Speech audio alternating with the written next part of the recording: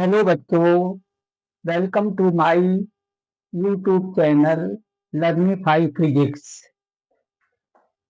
बच्चों, क्या आपने कभी ये सोचा है कि मोबाइल से हम अपने सगे संबंधियों से बातें कैसे कर लेते हैं, या टीवी का सिग्नल हमारे घर तक कैसे पहुंचता है, और सूर्य का प्रकाश पृथ्वी तक किस प्रकार आता है, जबकि बीच में कोई किसी प्रकार का माध्यम नहीं है। जरा सोचिए और बताइए। नहीं। हाँ, इसका जवाब है विद्युत चुंबकीय तरंगें, यानी इलेक्ट्रोमैग्नेटिक वेव्स। तो इलेक्ट्रोमैग्नेटिक वेव्स क्या है, इसके बारे में थोड़ा डिटेल में समझिए। क्या होती है ये, किसे कहते हैं, ये क्यों उत्पन्न होती है, इनका रीजन क्या है, ये क्या कर सकती है। तो एक बात आप लोग ध्यान से सुनिए कि समय के साथ आवर्ती दोलन करता हुआ आवेश एक त्वरित आवेश है। यानी अगर समय के साथ कोई चार्ज है, आवर्ती दोलन कर रहा, आवर्ती दोलन का मतलब होता है कि जो इस तरह से अनुप्रस्थ तरंगें जैसे होती हैं, तो आवर्ती दोलन है। तो आवर्ती दोलन बहुत अच्छी तरह से आपको क्लास 11th में भी पढ़ा होगा। तो वही आपका आवर्ती दोलन है। तो ये क्या करता, तो दोलन करते समय इसका त्वरण अधिकतम और शून्य के बीच परिवर्तित होता है। जैसे यहाँ पर देखिए कि जो अगर मान लीजिए इस तरह से पीरियोडिक ऑसिलेशन कर रहा है, यानी आवर्ती दोलन कर रहा है, तो इस पर जो त्वरण है वो अधिकतम और शून्य के बीच परिवर्तित होता रहता है। वह दोलनकारी आवेश, यानी जो दोलन कर रहा है, यह दोलनकारी आवेश अपने आसपास के क्षेत्र में एक परिवर्ती वैद्युत क्षेत्र उत्पन्न करता है। जैसे ये इस तरह से दोलन कर रहा है, तो ये अपने आसपास का जो एरिया है इसमें क्या करेगा, एक परिवर्ती विद्युत क्षेत्र उत्पन्न करता है। और इस विद्युत क्षेत्र के कारण एक दोलायमान, जिसको कह सकते हैं कि वो भी दोलन करता हुआ है, यानी दोलायमान चुंबकीय क्षेत्र उत्पन्न हो जाता है। और यह दोलन करता हुआ चुंबकीय क्षेत्र तुम्हें क्या करता है कि विद्युत क्षेत्र उत्पन्न कर देता है, यानी वह विद्युत क्षेत्र का स्रोत बन जाता है। तो इस प्रकार हम कह सकते हैं ये प्रक्रिया बराबर चलती रहती है, और दोलन करते हुए विद्युत क्षेत्र और चुंबकीय क्षेत्र एक दूसरे के स्रोत बन जाते हैं। और यही रीजन है, यानी इस कारण त्वरित आवेश, यानी जो त्वरण युक्त है, त्वरित आवेश विद्युत चुंबकीय तरंगों का स्रोत बन जाता है। बेटा ये चीज ध्यान रखना कि त्वरित आवेश विद्युत चुंबकीय तरंगों का स्रोत बन जाता है, और जिसके कारण विद्युत चुंबकीय ऊर्जा का विकिरण होने लगता है। किसका? विद्युत चुंबकीय ऊर्जा का विकिरण होने लगता है। तो अब आप ये देखिए कि विद्युत चुंबकीय तरंगें क्या हैं, जो हमने एक्सप्लेन किया। उस पर आप लोग बार बार इस पे ध्यान से वीडियो को पॉज करके रोक रोक के ध्यान से सुनिए, तो आपको बहुत अच्छी तरह समझ में आएगा क्या होती है। तो एक डेफिनेशन है कि जो तरंगें जो परस्पर लंबवत विद्युत क्षेत्र और चुंबकीय क्षेत्र के कंपन से बनती है, यानी जिसमें परस्पर विद्युत क्षेत्र और वो चुंबकीय क्षेत्र है, तो इनमें वाइब्रेशन होगा, कंपन, तो इनके कंपन से बनती है, तो इन्हें हम कहते हैं विद्युत चुम्बकीय तरंगे। यानी कह सकते हैं कि जिस प्रकार ये किस तरह से बनेगी, तो जिसमें वैद्युत क्षेत्र और चुंबकीय क्षेत्र एक दूसरे के लंबवत दिशा में कंपन करते हैं। जैसे इस तरह से आप हाथ कीजिए, इस तरह से ये जो कंपन है ये ऐसे ऐसे कंपन करते और आगे की ओर ऐसे बढ़ते चले जाते हैं। तो ये विद्युत चुम्बकीय तरंगें इस तरह से बढ़ती है, यानी वो लंबवत दिशा में भी आगे बढ़ेगी, यानी विद्युत क्षेत्र और चुंबकीय क्षेत्र आपस में लंबवत है और तरंग संचरण की दिशा के भी लंबवत है, तो वही बताया गया। तो यहाँ पर ये विद्युत क्षेत्र और फिर बाद में ये परिवर्तित होकर क्या बनेगा, जाके चुंबकीय क्षेत्र बना देगा, फिर वही चुंबकीय क्षेत्र परिवर्तित होगा, विद्युत क्षेत्र बना देता है, यानी एक दूसरे के ये स्रोत बन जाते। और इसमें जो देखेंगे आयाम है, यानी वैद्युत क्षेत्र का यहाँ पर आयाम अगर लेंगे तो ये बहुत अधिक है। यानी जैसे हम लोग करते हैं वेव की जो इक्वेशन है, कोई भी प्रोग्रेसिव वेव ले लें तो वहां पर आपने पढ़ा होगा कि y इक्वल ए साइन ओमेगा टी माइनस के एस। तो वैसे ही यहाँ पर जो ए की जगह पर ई और बी है, यानी विद्युत क्षेत्र और चुंबकीय क्षेत्र है। अब देखो इन्हीं के द्वारा विद्युत चुम्बकीय तरंगों के अभिलक्षण, यानी कैरेक्टरिस्टिक्स ऑफ इलेक्ट्रोमैग्नेटिक वेव्स, विद्युत चुम्बकीय तरंगों के अभिलक्षण क्या है। जैसा कि हमने आपको अभी बताया कि विद्युत चुम्बकीय जो तरंगे हैं वो त्वरित आवेश के कारण ही उत्पन्न होती है। तो एक तो इसका मेन जो है गुण बन गया कि विद्युत चुम्बकीय तरंगें त्वरित आवेश के द्वारा उत्पन्न होती हैं।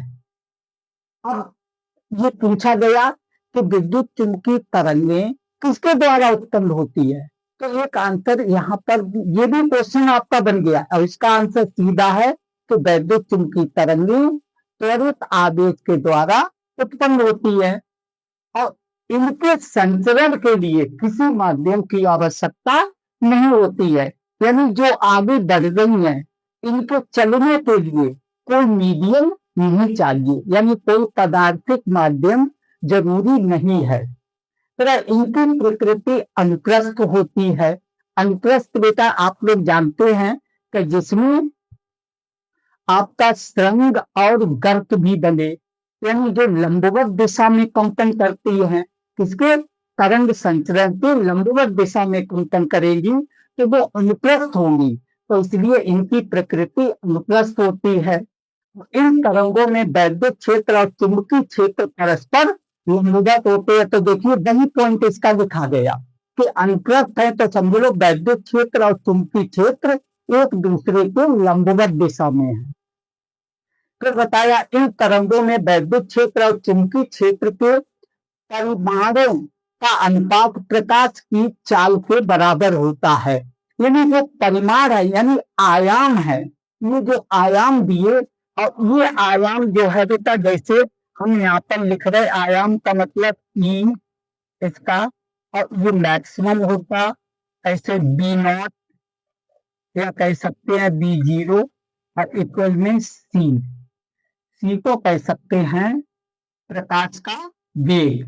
यानी जो ये कहा गया उसको ध्यान से समझिए कि ई नॉट अपॉन में बी नॉट इक्वल सी, यानी जो इनका आयाम है इनके परिमाणों का वो प्रकाश की चाल के बराबर होता है।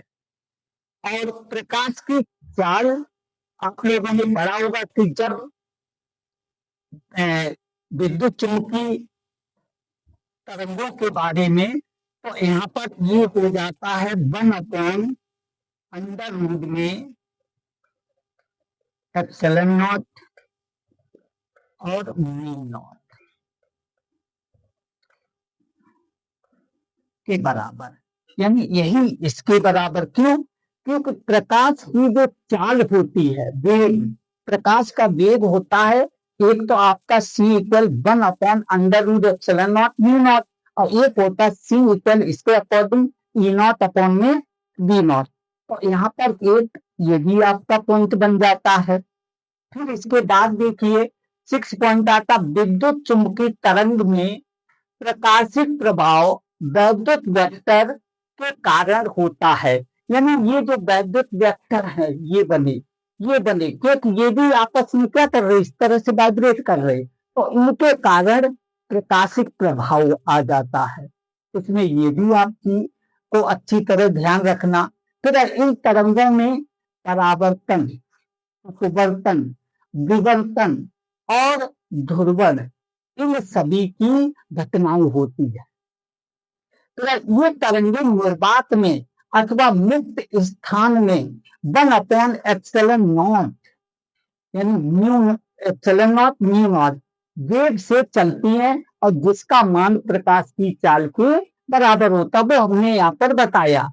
तो ये जो तरंगे हैं तो फ्री स्पेस में चलेंगी और इनका जो मान है वो प्रकाश की चाल के बराबर होगा। तो प्रकाश की चाल c होती है और c इक्वल होता 1/√μ0ε0। विद्युत चुंबकीय तरंगों में औसतन ऊर्जा घनत्व वैद्युत तथा चुंबकीय क्षेत्रों में बराबर बराबर विभाजित होता है। यानी जो एनर्जी डेंसिटी है, ऊर्जा घनत्व, तो जितना वैद्युत क्षेत्र में होगा उतना ही यहाँ पर चुंबकीय क्षेत्र में होगा। जो ऊर्जा घनत्व है, तो जितना ऊर्जा घनत्व वैद्युत क्षेत्र में है उतनी ऊर्जा घनत्व चुंबकीय क्षेत्र में है। वैद्युत तथा चुंबकीय क्षेत्रों में परिवर्तन साथ साथ होते हैं, अर्थात दोनों समान कला में होते हैं। यानी एक निश्चित समय के बाद देखिए ये जो वेग यहाँ से यहाँ तक गई तो यहाँ से यहाँ तक ये भी गई, यानी जो इलेक्ट्रिक फील्ड है वो यहाँ से यहाँ तक पहुंची और मैग्नेटिक फील्ड यहाँ तक पहुंची। तो इसका मतलब दोनों साथ साथ एक ही साथ पहुंच रही हैं, कहाँ, करंट संतुलन वाली दिशा में। तो इसका मतलब दोनों कैसी है, समान कला में है। तो इसको आप बहुत अच्छी तरह से लर्न कर लीजिए और ये एग्जाम के लिए बहुत इंपॉर्टेंट है।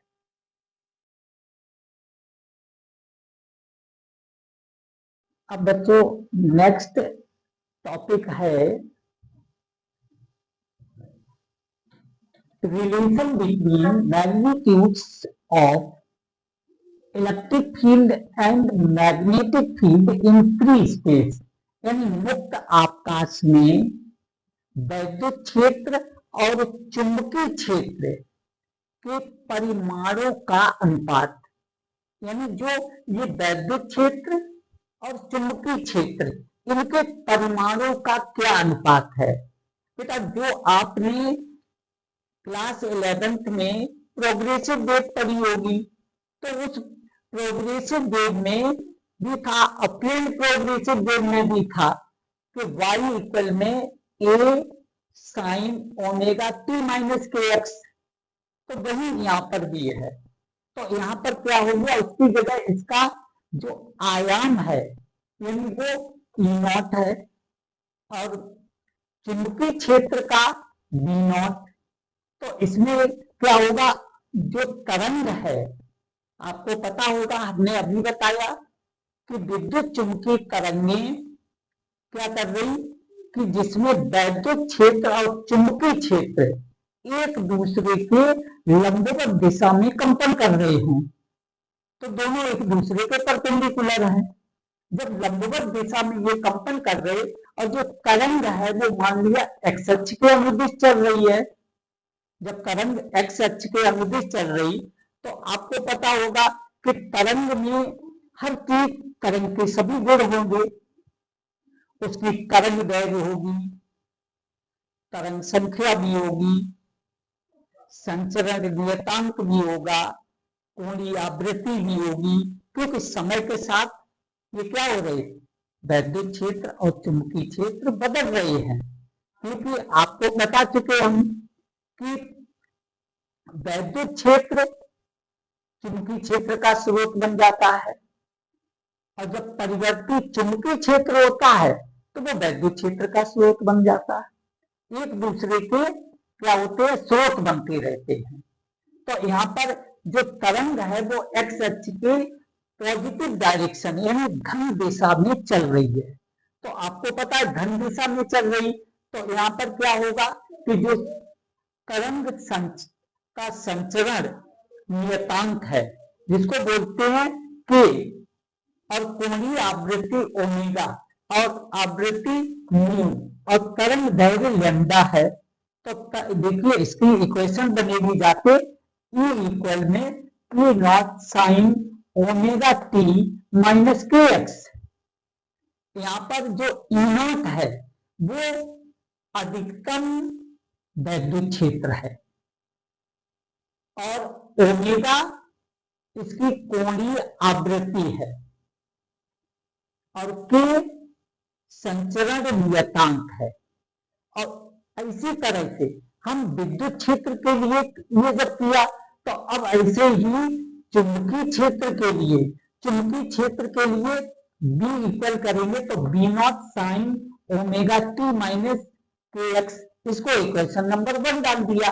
देखो जैसा आपने पढ़ा होगा जो एक्स अक्ष के डायरेक्शन में अगर है तो एक्स एक्सिस पर हमेशा जो आपका इस तरह से प्रोजेक्शन करते हैं चारों यानी 3D, तो इसमें क्या होता आपका पता है कि ये जो बना हुआ इधर क्या जा रही एक्स अक्ष डायरेक्शन है।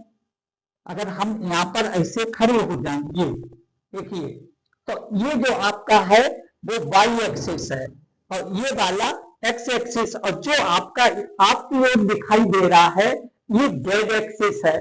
तो जो एक्स एक्सिस होती है यानी अक्ष होती है तो उसको हम आई कैप और ये वाई एक्सिस को जे कैप और जेड वाली जो अक्ष है उसे के कैप कहते हैं।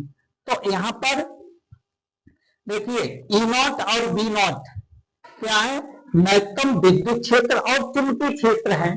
तो जो अधिकतम विद्युत क्षेत्र और चुंबकीय क्षेत्र है ये एक तरह के आयाम है। अब देखिए हमें पता है कि K इक्वल होता 2 पाई अपॉन में लैम्डा और ओमेगा भी आपने क्लास 11 में भी पढ़ा, तो omega equal 2 pi nu. New यहाँ पर क्या है, आवृत्ति है। और इन दोनों का डिवाइड करेंगे तो ओमेगा अपॉन के करेंगे तो 2 पाई न्यू अपॉन में 2 पाई अपॉन लैम्डा, 2 पाई से 2 पाई कैंसिल हो जाएगा और ये जो लैम्डा है वो कहां पर जाएगा, ऊपर पहुंच जाएगा यानी न्यूमरेटर में पहुंच जाएगा। तो देखिए ये बन गया ओमेगा अपॉन में के और इक्वल में न्यू लैम्डा। और ये आपने तरंग के रूप से पढ़ा कि सी इक्वल में होता है जो तरंग का वेग है चाल वो सी इक्वल न्यू लैम्डा। तो सी इक्वल न्यू लैम्डा यहाँ पर सी आ गया तो एक आपका ये बन जाए ओमेगा अपॉन के इक्वल में सी, इसको इक्वेशन 1 मान लिया। अब क्या करते कि जो हमारे पास वैद्युत क्षेत्र के लिए जो समीकरण है उसका परिमाण है या चुंबकीय क्षेत्र का जो परिमाण है तो वैद्युत क्षेत्र के परिमाण को x के सापेक्ष और चुंबकीय क्षेत्र के परिमाण को t के सापेक्ष अवकलन करने पर यानी इसका डिफरेंशियल कर दिया, डिफरेंशिएटिंग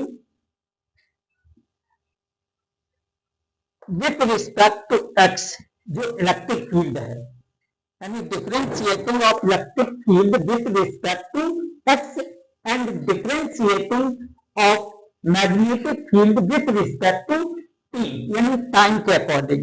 तो इसका साथ डिफरेंशियल करेंगे तो देखिए साइन का डिफरेंशियल होता है कॉस और यहाँ पर जब हम x के रिस्पेक्ट में कर रहे तो ये आपका 0 हो जाएगा और x का डिफरेंशियल 1 होता है तो यहाँ पर बचेगा माइनस के पहले आ जाएगा वो यहाँ पर लिखा हुआ यानी डी अपॉन डी एक्स करेंगे तो माइनस जो k है वो पहले आ जाएगा तो E not cos omega T minus के एक्स, वही हमने यहाँ लिखा इसका डिफरेंशियल। अब ऐसे ही इसका मैग्नेटिक फील्ड यानी चुंबकीय क्षेत्र का अगर हम अवकलन करेंगे तो यहाँ पर कॉस साइन की जगह कॉस आ जाएगा, और ये कर रहे हैं टी के सापेक्ष। जब टी के सापेक्ष ये करेंगे तो यहाँ पर क्या आ जाएगा, टी के पास क्या लिखा ओमेगा, तो ये वाला 0 हो जाएगा, तो ओमेगा पहले आ जाएगा। तो D B upon D T equal omega D naught cos omega T minus के एक्स, ये बन गया आपका। और ये दोनों क्या होते, एक दूसरे के थोड़ा अपोजिट हैं, तो इसलिए साइन नेगेटिव। तो D upon D X equal minus D B upon D T, ये कर दिया। अब देखो डी अपॉन डी एक्स उसकी वैल्यू ये पूरी है, तो यहाँ पर ये पुट कर दी, फिर इक्वल का साइन लगा, माइनस लगा, dB upon dt, dB upon dt की वैल्यू बेटा ये लिखी हुई है, यानी omega d not cos omega t minus के एक्स। अब देखिए ये जो आपका लिखा यहाँ पर कितना लिखा कि कॉस ओमेगा t, ये पूरा कैंसिल हो गया, ये इससे पूरा कैंसिल हो गया, तो और माइनस माइनस भी, तो ये बचेगा यहाँ। अब इसको डिवाइड कर दो, फिर को इधर कर देंगे और बी नॉट को इधर कर देंगे, तो E not upon B not equal में ओमेगा अपॉन के। अब देखिए हमने इक्वेशन नंबर 3 से निकाला है कि C इक्वल में होता ओमेगा अपॉन के, तो वो लिखा हुआ देखिए C इक्वल में ओमेगा अपॉन के, तो यहाँ भी ओमेगा अपॉन के है, तो ये बन जाएगा E not upon B not equal में C। इसका मतलब ये हुआ कि वैद्युत क्षेत्र और चुंबकीय क्षेत्र के जो परिमाणों का आयाम है उसका जो अनुपात है वो हमेशा प्रकाश की चाल के बराबर होता है। ये आप लोग अच्छी तरह से समझ लीजिए, ये एग्जाम के लिए भी इम्पोर्टेंट है और इसके बेस पर 2 मार्क या 1 मार्क का न्यूमेरिकल पूछा जाता है। तो आज का वीडियो बेटा यहीं पर समाप्त होता है। अगर आपने हमारे इस लर्निंग बाय फिजिक्स चैनल को सब्सक्राइब नहीं किया है तो जल्दी से कर दीजिए और अपने जितने भी फ्रेंड हैं उनमें शेयर कर देना और इसे लाइक भी कर देना। Thank you.